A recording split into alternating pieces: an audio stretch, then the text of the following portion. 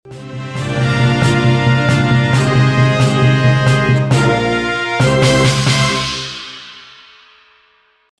tersangka kasus dugaan tindak pidana korupsi ekspor minyak sawit mentah (CPO) mengundang perhatian ekonom senior, Faisal Basri. Pasalnya, salah satu tersangka berasal dari lingkungan pemerintahan. Bahkan jabatannya adalah eselon I atau Direktur Jenderal, di Kementerian Perdagangan Kemendak berinisial IWW. IWW menjadi tersangka bersama 3 orang lainnya yang merupakan pihak swasta. Ini namanya maling teriak maling, kata Faisal dalam akun Twitter pribadinya, @FaisalBasri, dikutip Kompas.com, Selasa, tanggal 19 April tahun 2022. Faisal menjadi salah satu pihak yang vokal dengan fenomena kelangkaan minyak goreng. Pada awal April lalu, dia sempat menyebut kisru kelangkaan dan mahalnya minyak goreng merupakan ulah pemerintah.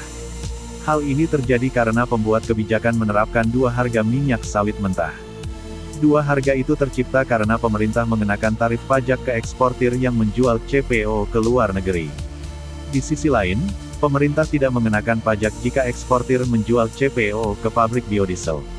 Sebelumnya, dikutip dari Kompas TV, Kejaksaan Agung, G menetapkan 4 orang sebagai tersangka dugaan tindak pidana korupsi, dalam pemberian fasilitas ekspor minyak sawit mentah CPO, dan turunannya. Keterangan itu disampaikan oleh Jaksa Agung, ST Burhanuddin, dalam konferensi pers, terkait perkembangan penanganan perkara minyak goreng, di lobi Aula Kartika, Selasa, tanggal 19 April tahun 2022. Tersangka pertama, kata Burhanuddin, Direktur Jenderal Perdagangan Luar Negeri, pada Kementerian Perdagangan berinisial IWW. 3 tersangka lainnya yaitu Senior Manager Corporate, Permata Hijau, berinisial SMA, Komisaris PT Wilmar Nabati Indonesia, dengan inisial MPT, dan General Manager PT Musim Mas, berinisial PT. Dengan perbuatan tersangka telah menerbitkan secara melawan hukum dan tujuan ekspor terkait komoditi CPO, dan produk turunani, A kepada Permata Hijau Group, Wilmar Nabati Indonesia, PT Multimas Nabati Asahan, dan PT Musim Mas, ucap Burhanuddin.